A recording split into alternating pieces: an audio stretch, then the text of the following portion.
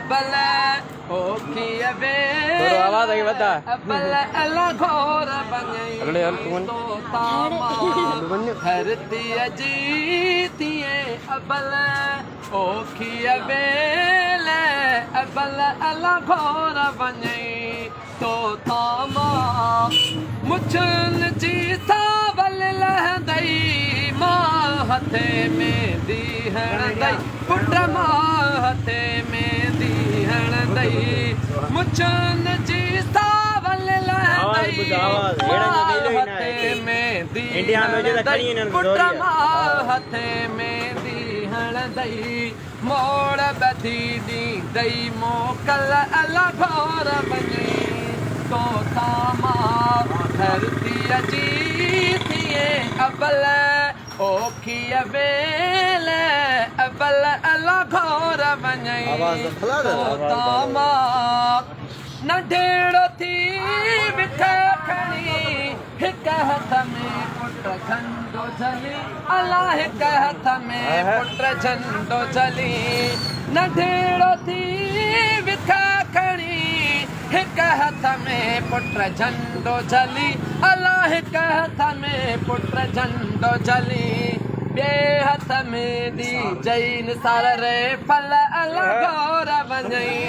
तो तामा धरती अजीतिए अबल ओखी अबेल अबल अला घोर बने तो तामा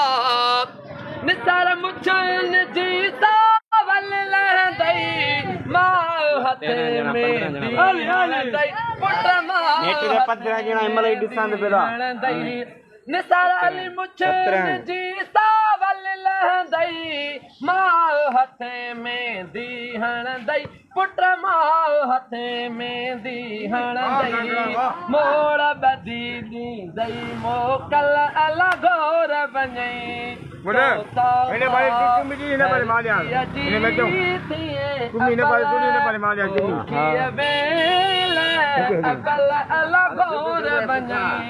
तो तामा रत गजर संज मुंहिंजी लाए त सब उन तुंहिंजी अला लाए त सब उन तुंहिंजी रत गजर संज मुंहिंजी लाए त सब उन तुंहिंजी अला लाए त सब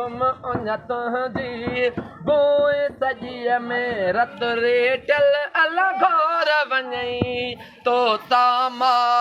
धरती अजीतिए अबल